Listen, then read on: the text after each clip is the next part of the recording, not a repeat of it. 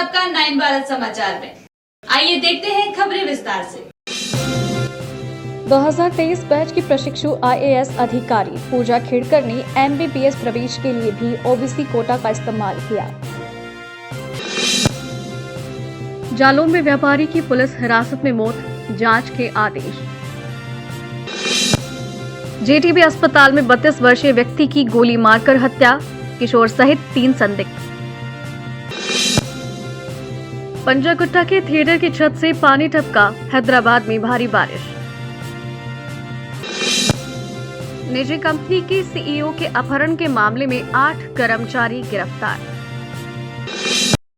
Sponsored by Exclusio Decorative Surface, Acrylic, Interior Clads, Nurani Libas, Ready-made, Textiles, Stitching. E-was, प्यार से घर संवारने दो। 2023 बैच की प्रशिक्षु IAS अधिकारी पूजा खेड़कर जिन पर सत्ता के दुरुपयोग के आरोप लगे हैं, उन्होंने MBBS में प्रवेश के लिए भी OBC non creamy layer quota का इस्तेमाल किया था। सूत्रों के अनुसार पूजा खेड़कर ने 2007 में पुणे के काशीबाई नवले मेडिकल कॉलेज में OBC घुमंतु जनजाति 3 श्रेणी के तहत MBBS में प्रवेश लिया, जो बंजारी समुदाय के लिए आरक्षित है, जिससे वो संबंधित है। उनके पिता दिलीप खेड़कर महाराष्ट्र सरकार में IAS अधिकारी थे, जब पूजा ने 2011-12 में MBBS बैच के लिए OBC नॉन क्रीमी लेयर श्रेणी के तहत प्रवेश लिया। इंडिया टुडे टीवी ने सूत्रों का हवाला देते हुए बताया है, उन्होंने प्रवेश परीक्षा में 200 में से 146 अंक प्राप्त करने के बाद निजी कॉलेज में प्रवेश प्राप्त किया, जो कि ये स्कोर उनकी कॉमन एंट्रेंस टेस्ट CET के स्कोर से ज्यादा था, इसलिए उनके CT अंक को ध्यान में नहीं लिया गया। कॉलेज के रिकॉर्ड के अनुसार पूजा खेड़कर ने कक्षा 10 में 83% और कक्षा 12 में 74% अंक प्राप्त किए थे। To the committee, जो भी प्रोसीजर है, I will follow it, I will give it to the committee, but right now I am not authorized to talk to the media. Madam कई तरह की कार्रवाइयाँ शुरू हुई है, आपके घर पर बुलडोजर भेजा गया, गाड़ी जब्त करने की भी कार्रवाई हो रही है, उस पे क्या कहेंगे? मैं वही बोल रही हूँ आपको, जो भी मेरा सबमिशन होगा इसके बारे में I will give it to the committee, the authorized committee of the government. I will give it to the committee and I will answer them and जो भी होगा मैं कमेटी को सबमिट करूंगी। बट अभी मैं आपसे बात करने के लिए यहाँ पे कुछ कहने के लिए I am not authorised, the rules do not permit me, I am not authorised to say. शनिवार को जालौन में एक 35 वर्षीय व्यापारी की पुलिस हिरासत में मौत के मामले में मजिस्ट्रेट जांच के आदेश दिए गए हैं। व्यापारी राजकुमार की हत्या के मामले में पूछताछ के दौरान मौत हो गई। मृतक के परिवार का आरोप है कि पूछताछ के दौरान पुलिस की कड़ी पिटाई के कारण राजकुमार की मौत हुई। हालांकि पुलिस ने इस आरोप का खंडन किया। पुलिस ने बताया है कि राजकुमार को 11 जुलाई को हुई उनके किराएदार की कथित हत्या के मामले में नामजद किया गया था। जालौन के अतिरिक्त पुलिस अधीक्षक आसिम चौधरी ने बताया है कि डॉक्टर्स के एक पैनल द्वारा पोस्टमार्टम किया गया और पूरी प्रक्रिया का वीडियो बनाया गया। उन्होंने बताया कि शरीर पर कोई आंतरिक या गहरी चोटें नहीं मिली और मृत्यु का कारण स्पष्ट नहीं हो सका, इसलिए जांच के लिए विसरा संरक्षित किया गया है। पुलिस के अनुसार राजकुमार और 4 अन्य, जिनमें उनके छोटे भाई निर्भय सिंह भी शामिल हैं, उनको संतोष की हत्या के मामले में बुक किया गया था। संतोष का शव 11 जुलाई को मोहाना गांव के सिर में चोट के साथ पाया गया था। संतोष राजकुमार का किराएदार था और उसका निवास जालौन के डकोर पुलिस स्टेशन के तहत इंदिरा नगर क्षेत्र में स्थित है। पुलिस ने मामले की जांच के दौरान एकत्रित जानकारी की पुष्टि के लिए उन्हें हिरासत में लिया था। पुलिस ने कहा कि पूछताछ के दौरान राजकुमार की तबीयत बिगड़ गई और उन्हें अस्पताल ले जाया गया, जहां डॉक्टर्स ने उन्हें मृत घोषित कर दिया। कल दिनांक 13 जुलाई को राजकुमार पुत्र भगवान दास की संदिग्ध मृत्यु के संबंध में अवगत कराना है कि उक्त प्रकरण में विधि के अनुसार डॉक्टरों के पैनल द्वारा पोस्टमार्टम वीडियोग्राफी के साथ कराया गया है। पोस्टमार्टम रिपोर्ट के अवलोकन से मृतक के शरीर पर किसी भी प्रकार की जाहिरा अंदरूनी या अन्य इंजरी जिससे मृत्यु कारित हो सके नहीं पाई गई है। डॉक्टरों द्वारा मृतक के बिसरा को रासायनिक परीक्षण जरूर किया गया है। अग्रिम समस्त विधिक कार्रवाइयां अमल में लाई जा रही हैं। शाहदरा के दिलशाद गार्डन स्थित JTB अस्पताल में रविवार दोपहर 3 लोग एक वार्ड में घुसे और 32 वर्षीय व्यक्ति की गोली मारकर हत्या कर दी। अधिकारियों ने बताया कि संदिग्धों में से एक 18 वर्षीय किशोर हैं। DCP शाहदरा सुरेंद्र चौधरी ने कहा, 14 जुलाई को JTB अस्पताल के वार्ड नंबर 24 में फायरिंग की सूचना मिलने पर एक PCR कॉल प्राप्त हुई। मौके पर पहुंचने पर खजूरी खास निवासी रियाजुद्दीन, जो 23 जून को पेट के संक्रमण के कारण इलाज के लिए अस्पताल में भर्ती थे, उन्हें गोली मार दी गई। उन पर कई गोलियां चलाई गई थी। डॉक्टर मरीज की ड्रेसिंग बदल रहे थे, जबकि स्टाफ अन्य मरीजों को दवाई दे रहे थे। 3 संदिग्ध वार्ड में आए। डॉक्टर्स, स्टाफ और रिश्तेदारों से एक तरफ हटने को कहा और मरीज को गोली मार दी, एक सूत्र ने बताया है। रियाजुद्दीन के छोटे भाई फहीम के अनुसार असली निशाना वसीम नाम का व्यक्ति था। उसे जून में गोली मारी गई थी और उसे रियाजुद्दीन के वार्ड में भर्ती किया गया था। बाद में उसे दूसरे वार्ड में स्थानांतरित कर दिया गया। शूटर ये नहीं जानते थे और उसे मारने आए होंगे, इसलिए गलती से मेरे भाई को मार दिया, उन्होंने दावा किया। वसीम की पत्नी उनकी सुरक्षा को लेकर चिंतित थी और उनके लिए सुरक्षा और अलग कमरे की मांग भी की है। जैसा कि आपको मालूम है, एक पीसीआर कॉल आई है यहाँ पे, वार्ड नंबर 24 है और 4 बज के आसपास की कॉल है, 4:20 की कॉल है और इसमें पता चला कि जिसकी डेथ हुई इसका नाम है रियाजुद्दीन और ये रहने वाला खजूरी खास का है और जिसने किलिंग करी है वो बंदा अभी तलाशा जा रहा है, सीसीटीवी जांचे जा रहे हैं और हो सकता है या कोई मिस्टेकन एंटिटी बोली जा रही है, बट अभी कंफर्म नहीं है, इस बारे में तलाशा जा रहा है। सर क्या एग्जैक्टली हुआ, मतलब एक लड़का आया? इन्फॉर्मेशन ये है कि वार्ड की तरफ बाहर से कोई बंदा आया और उसने गोलियां चलाई, उसने या तो राइवलरी हो सकती है, पता लगा जा रहा है अभी। तो रियाजुद्दीन की डेथ हो चुकी है? रियाजुद्दीन की डेथ हो चुकी है। अच्छा सर, कितने लगभग राउंड फायर हुए हैं यहाँ पर? कुछ 5 खाली खोल मिले हैं, तो पता लगा जा रहा है। तो रियाजुद्दीन पे पुराने कोई मुकदमे सर, क्या बैकग्राउंड? अभी वो भी पता लगा जा रहा है, उसके ऊपर एडमिट है यहाँ पे, पता लगा जा रहा है कि उस पर भी कोई केस है या नहीं। लड़की की सर पहचान हुई? लड़की की भी पहचान करी जा रही है, अभी कैमरे देखे जा रहे हैं, अभी काफी सारी जगह पे देखे जा रहे हैं कि कौन सा बंदा है। काफी बड़ा हॉस्पिटल है तो काफी सारे लोग आते हैं, आइडेंटिफाई करके क्लियर करना कि वही बंदा है, कंफर्म किया जा रहा है अभी। सर इतना बड़ा हॉस्पिटल है, बड़ी संख्या में सिक्योरिटी गार्ड है, आपको लगता है सिक्योरिटी लैब्स भी हैं यहाँ पर? इसके बारे में मैं कह नहीं सकता हूँ क्योंकि यहाँ पे पता नहीं पेशेंट के पास कौन से लोग मिलने आते हैं, तो उनकी क्या क्या जांच की जाती है, वो बंदा किस तरह से आया। बट हाँ, डेफिनेटली ये पॉइंट है जो मिस हुआ है और आगे जाके इस पे ध्यान देना चाहिए कि कोई वेपन वगैरह अंदर ना लेके आ सके। उत्तराखंड में रविवार शाम को एक मुरादाबाद रोडवेज बस वीआईपी घाट के पास पुल से गिर गई, जिससे कि कई लोग घायल हुए। अधिकारियों ने पुष्टि की है कि इस दुर्घटना में कोई हताहत नहीं हुआ। पुलिस के अनुसार ये बस उत्तर प्रदेश के मुरादाबाद से देहरादून जा रही थी जब वो नियंत्रण खो बैठी और पुल से नीचे गिर गई। मुरादाबाद डिपो की एक बस मुरादाबाद उत्तर प्रदेश से देहरादून जा रही थी जब वो पुल के पास नियंत्रण खो बैठी और नीचे गिर गई। यात्रियों को चोटें आई लेकिन कोई गंभीर चोट नहीं आई।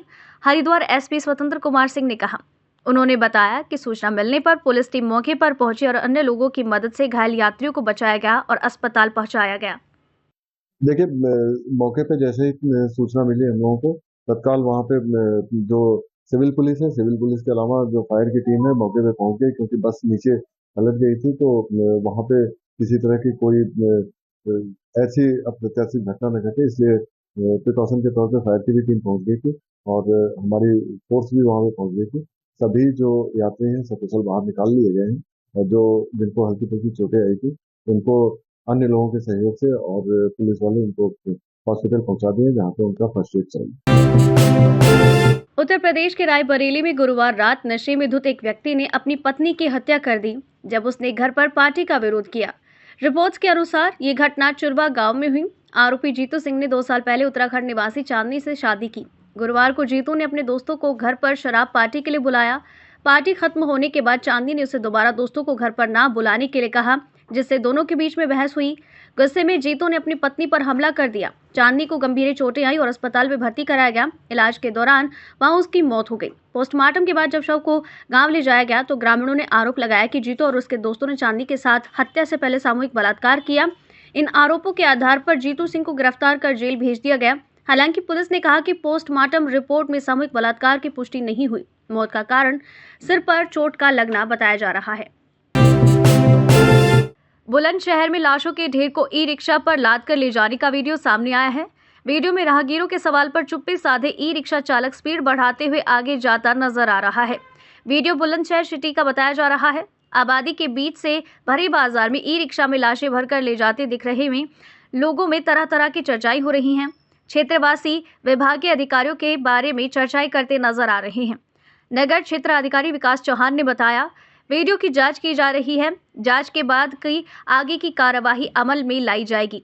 किसी को भी बख्शा नहीं जाएगा।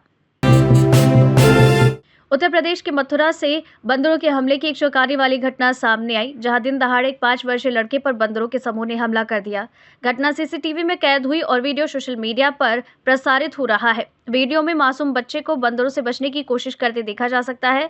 मौके पर मौजूद लोग बच्चे को बंदरों से बचाने के लिए दौड़े। रिपोर्ट्स के अनुसार ये घटना शुक्रवार को मथुरा के वृंदावन में हुई। 5 वर्षीय लड़का, जिसका नाम किशन है, उसके पिता गोपाल, जो वृंदावन के मदन मोहन घेरे क्षेत्र के निवासी हैं, उन्होंने कुछ काम के लिए घर से बाहर भेजा था। जैसे ही किशन मदन मोहन मंदिर की सीढ़ियों पर पहुंचा, बंदरों ने उस पर हमला कर दिया। हमले के दौरान बच्चा मंदिर की सीढ़ियों से गिर गया। वो उठा और अपने घर की ओर भागने लगा, लेकिन सड़क पर अन्य बंदरों ने उसे घेर लिया और उसे नीचे गिरा दिया। वीडियो में दिखाया गया है कि लगभग 4 बंदर बच्चे को खींचते और घसीटते दिख रहे हैं। बंदरों ने उसे मारते और जमीन पर धकेलते हुए हमला किया। कुछ समय तक बंदर बच्चों को पकड़कर मारते रहे। आखिरकार कुछ आदमी दौड़ते हुए आए और बच्चे को बचाया। उन्होंने बंदरों को भगाया, जो बच्चों को छोड़कर भाग गए थे। All India Muslim personal law board ने तलाकशुदा मुस्लिम महिलाओं को गुजारा भत्ता देने के सुप्रीम कोर्ट के फैसले को गलत ठहराया है। AIMPLB की वर्किंग कमेटी ने रविवार को एक बैठक कर सुप्रीम कोर्ट के इस फैसले पर चर्चा की। इस बैठक में प्रस्ताव पारित किया गया, जिसमें कहा गया कि ये फैसला शरिया इस्लामी कानून के खिलाफ है। लिहाजा AIMPLB सभी संभावित उपायों का पता लगाएगा, जिससे सुप्रीम कोर्ट से इस फैसले को पलटने को कह सके। दरअसल सुप्रीम कोर्ट ने 10 जुलाई को कहा कि तलाकशुदा मुस्लिम महिला अपराध प्रक्रिया संहिता CRPC की धारा 125 अब भारतीय नागरिक सुरक्षा संहिता की धारा 144 के तहत अपने पति से भरण पोषण की हकदार है। इसके लिए वो याचिका दायर कर सकती है। हैदराबाद में भारी बारिश के कारण रविवार रात पंजागुट्टा के एक प्रमुख मल्टीप्लेक्स थिएटर की छत से पानी टपकने लगा। ये घटना उस समय हुई जब दर्शक नवीनतम हिट फिल्म कल की 2898 AD देख रहे थे। रिपोर्ट्स के अनुसार स्क्रीनिंग को रोकने के बाद दर्शकों ने थिएटर स्टाफ के साथ झगड़ा किया। उन्होंने लापरवाही का आरोप लगाते हुए पूछा कि अगर शॉर्ट सर्किट या कोई अप्रिय घटना होती तो इसकी जिम्मेदारी कौन लेगा। प्रबंधन ने उन लोगों से जो फिल्म देखने के लिए जारी रखना चाहते नहीं थे, उन्हें बाहर जाने के लिए कहा। इसके बाद दर्शकों ने कानून प्रवर्तन अधिकारियों से संपर्क किया। तेलंगाना के मुख्यमंत्री ए रेवंत रेड्डी ने रविवार को घोषणा की कि हैदराबाद के पास महेशवरम में न्यूयॉर्क के समकक्ष एक नई सिटी विकसित की जाएगी। उन्होंने ये भी बताया कि ऊटी की तरह दिखने वाला राजकोटा क्षेत्र को फिल्म निर्माण उद्योग का केंद्र बनाया जाएगा। उन्होंने ये घोषणा अब्दुल्लापुर में शहर के बाहरी इलाके में ताड़ी निकालने वालों के बीच सुरक्षा किट वितरित करते हुए की। रेवंत रेड्डी ने यह भी कहा है कि हैदराबाद मेट्रो रेल को जल्द ही हयात नगर तक बढ़ाया जाएगा। इस संबंध में सभी योजनाएं तैयार कर ली गई। मुख्यमंत्री ने कहा कि रंगारेड्डी जिला जल्द ही बड़े पैमाने पर विकास का गवाह बनेगा। सरकार इस जिले को विश्व स्तरीय पर्यटन स्थल के रूप में बढ़ावा देने की योजना बना रही है। उन्होंने कहा कि सरकार ने फार्मा कंपनियों के लिए अधिग्रहित भूमि में विश्वविद्यालय, एक चिकित्सा पर्यटन केंद्र और उद्योग स्थापित करने की योजना बनाई। अपने पूर्ववर्ती और BRS प्रमुख के चंद्रशेखर राव पर परोक्ष हमला करते हुए रेवंत रेड्डी ने कहा, चुनाव हारने वाले नेता जो अपने फार्म हाउस में आराम कर रहे हैं, उन्हें ये जान लेना चाहिए कि आउटर रिंग रोड, अंतर्राष्ट्रीय हवाई अड्डा और फार्मा सिटी कांग्रेस शासन के दौरान विकसित किए गए। उन्होंने कहा कि पिछली सरकार ने ड्रग्स और गांजा की तस्करी को बढ़ावा देने के अलावा कुछ नहीं किया। एक निजी कंपनी के मुख्य कार्यकारी अधिकारी CEO का 4 दिन पहले कुछ कर्मचारियों और सलाहकारों द्वारा वेतन न देने के कारण अपहरण कर लिया गया। रविवार को जुबली हिल्स पुलिस ने 8 व्यक्तियों की गिरफ्तारी की घोषणा की। पुलिस ने व्यापार सलाहकार अकुला जगदीश, सॉफ्टवेयर पेशेवर S सुजीत कुमार और K तेजा के साथ ही कर्मचारियों के गौतम, K शिवा, शंकर रेड्डी, शेख आजाद, K महेश और राकेश को गिरफ्तार किया। पुलिस ने आरोपियों से 84 लैपटॉप, 18 मोबाइल फोन और एक कार जब्त की है। 10 जुलाई को पीड़ित रविचंद्र रेड्डी की मां ने पुलिस से शिकायत की कि एक समूह देर रात उनके निवास पर आया और घर में घुस गया। समूह ने रविचंद्र और उनकी मां के साथ मारपीट की और फिर उसे अपने साथ ले गए। आरोपियों ने पीड़ित के निवास से 84 लैपटॉप भी लिए हैं और ऐसा उन्होंने दावा किया है। शिकायत के आधार पर पुलिस ने शनिवार को पीड़ित को श्रीसैलम हाईवे पर स्थित एक होटल से ट्रैक किया। रविचंद्र रेड्डी ने गिगलीज प्राइवेट लिमिटेड की स्थापना गाची बोवली में की। वित्तीय समस्याओं के कारण वो 1200 कर्मचारियों को वेतन नहीं दे पाए, जिन्हें विभिन्न कंसल्टेंसी के माध्यम से भर्ती किया गया था। इससे कर्मचारियों और सलाहकारों में नाराजगी थी। सहायक पुलिस आयुक्त jubilee hills P Venkata Giri ने ऐसी जानकारी दी है। 2023 बैच की प्रशिक्षु IAS अधिकारी पूजा खेड़कर ने MBBS प्रवेश के लिए भी OBC कोटा का इस्तेमाल किया। जालौन में व्यापारी की पुलिस हिरासत में मौत, जांच के आदेश। जेटीबी अस्पताल में 32 वर्षीय व्यक्ति की गोली मारकर हत्या, किशोर सहित 3 संदिग्ध।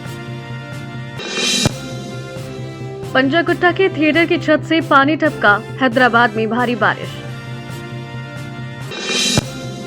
निजी कंपनी के सीईओ के अपहरण के मामले में 8 कर्मचारी गिरफ्तार। Sponsored by Exclusio Decorative Surface, Acrylic, Interior Clads, Nurani Libas, Ready-made, Textiles, Stitching. E-was, प्यार से घर संवारने दो। अभी के लिए इतना ही। लगातार खबरों के लिए बने रहिए हमारे साथ। नमस्कार।